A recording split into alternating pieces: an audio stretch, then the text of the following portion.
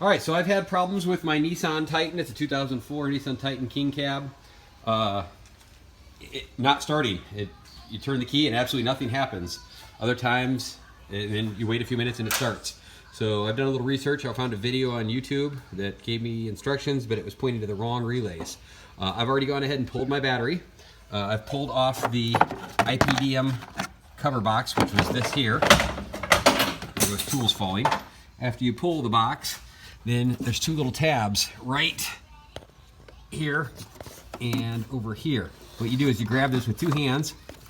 This kind of sits down in there like, down in there.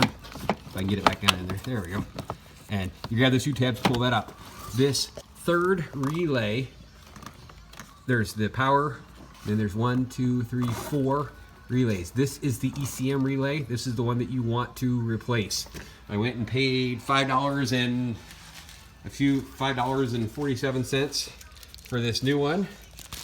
Here's the part number. It's a 284B7-CW29E.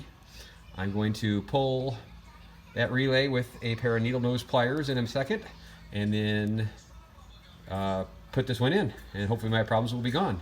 So once again, when you pull this up, in the other video that has lots and lots of views, is the other one that shows up, the gentleman is always pointing at this relay up here, which is not the correct relay to be pulling. You want to pull on the bottom row, this one down here, the third in, if you count from the left. I guess you'd second in if you're counting from the right, or from the left. But this one, this right here is the ECM that you want to replace.